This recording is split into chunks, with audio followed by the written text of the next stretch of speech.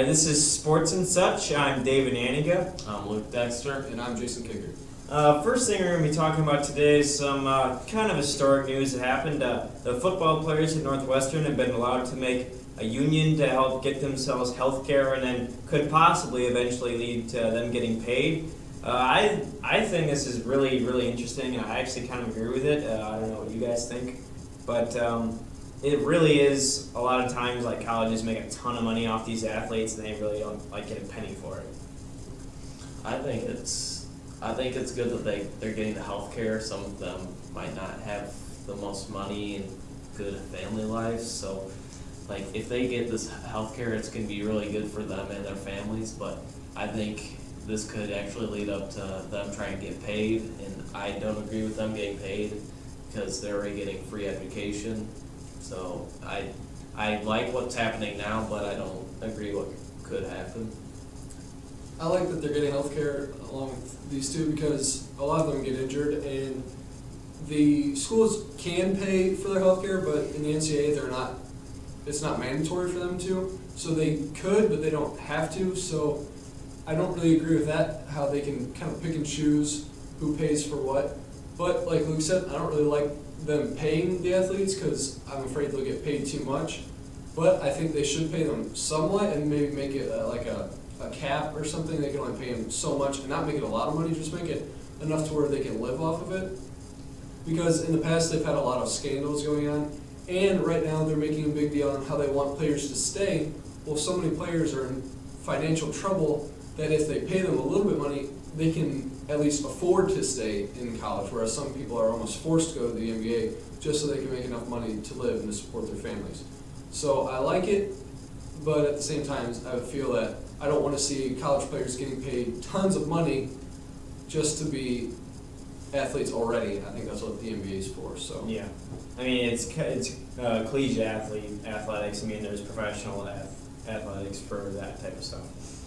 All right, so next thing, it's obviously the month of March, so there's going to be March Madness going on. And as always, there's been a lot of big upsets. You had Mercer beating Duke in the first game. You have Dayton all the way in the Elite Eight. I mean, I definitely didn't see that coming. I'll be rooting for them for the rest of the way.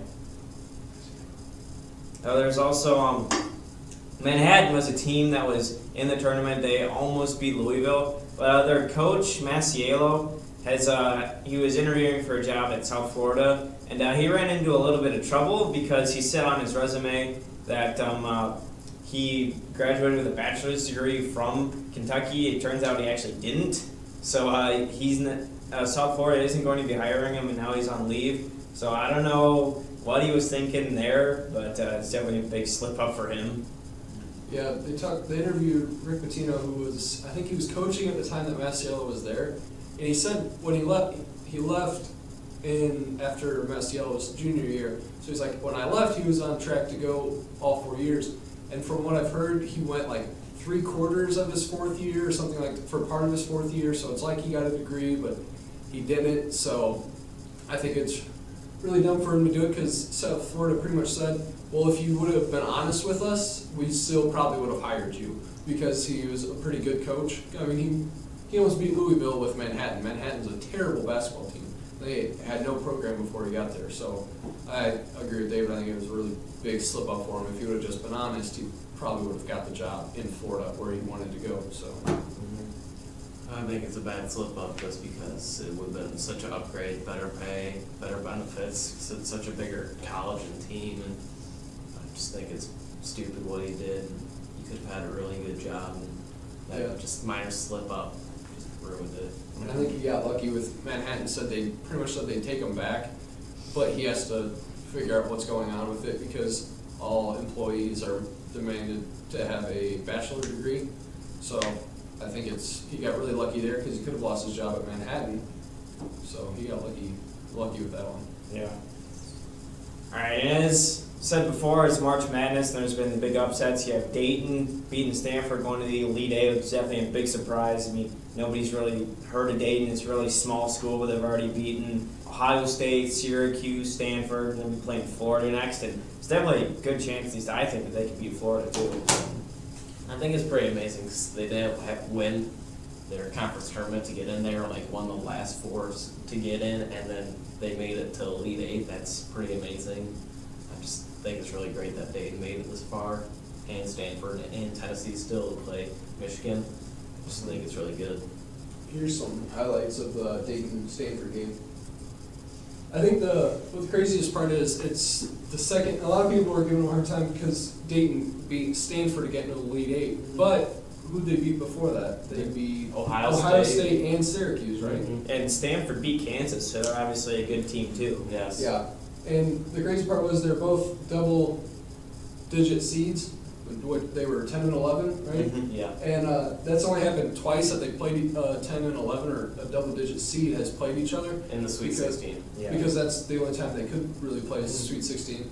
Because the seeds only go up to 16, so I mean, there's only a handful of teams that are double digits, so Yeah. it's a pretty big deal that they got to play each other, because they'd be two lower seeded teams or better seeded teams just to play each other, so. One of the players for Dayton, when they beat Ohio State, he actually was a freshman with Aircraft, and he roomed with Aircraft. I think it's amazing that they beat this big power Yeah. conference school, and he would probably think that if he went to Ohio State, he'd have a better chance of getting this far, but no. He's at a little school, Dayton, and he gets this far. I just think it's really cool. Yeah, and they're kind of like cross-state rivals, so Yeah. I thought that was even better that happened, and I don't like Ohio State. Yeah.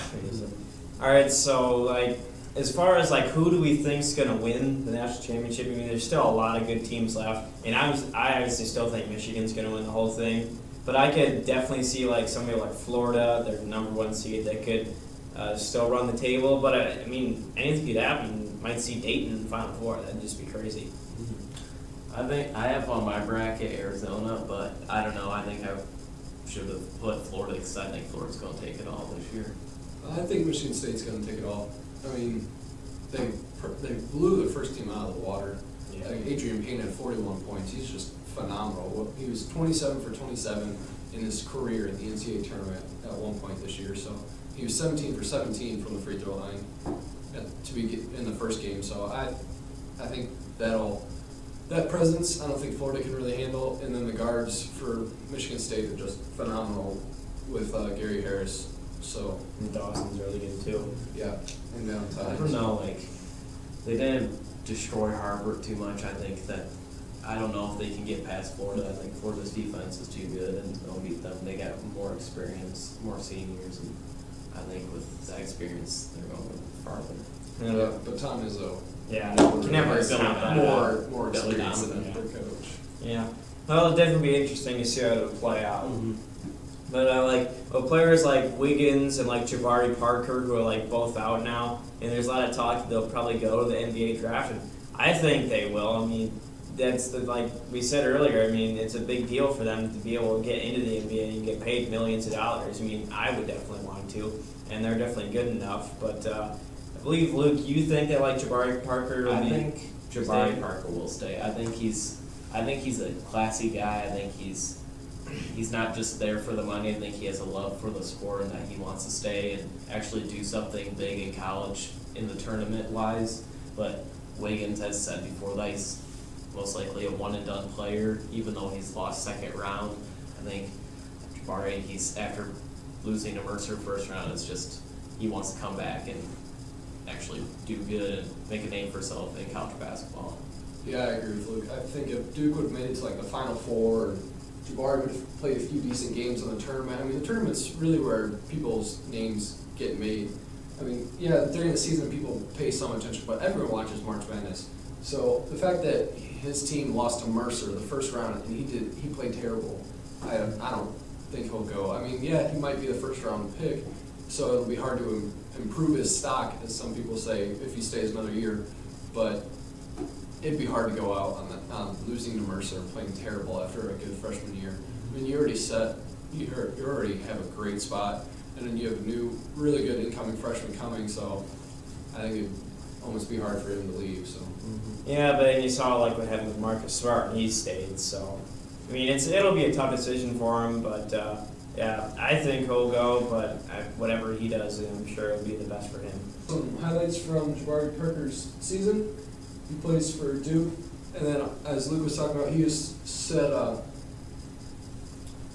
Andrew Wiggins was thinking about going pro, and I agree with Luke. I think he will. Because at the beginning of the year, he pretty much said, "I won't be back for a second year."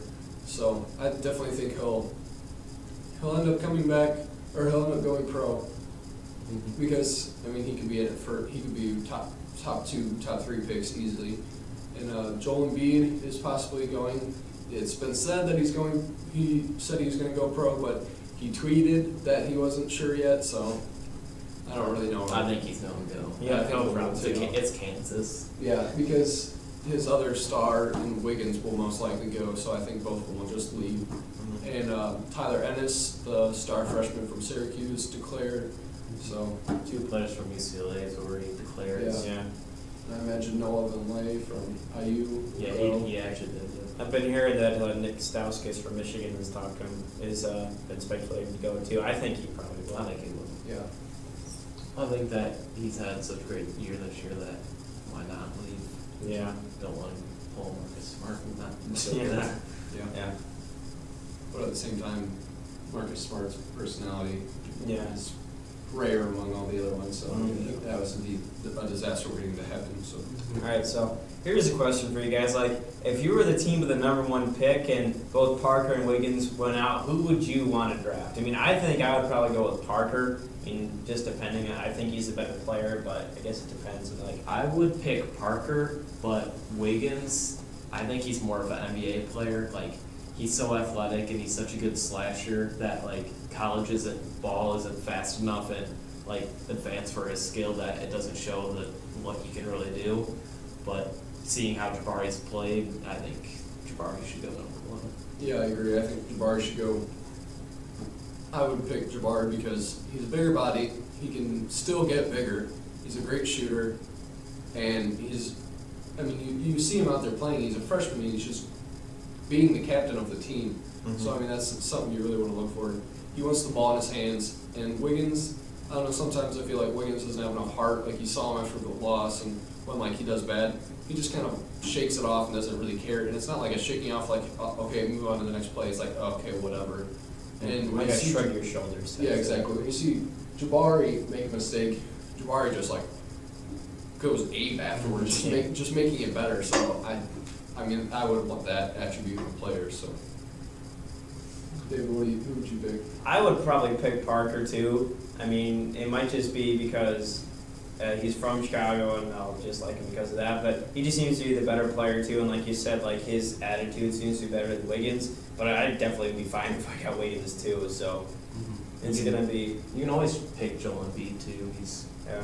He's only played He's for a three. lot. He's only played for 3 years, and he's gotten this good. Obviously, he's still going to improve. He has a lot of ways to go. Definitely be a hard decision for whoever the GM is of that team that gets the little pick. That's it. Yep. Sport and such. I'm Luke. I'm David. And I'm Jason. Thanks for watching.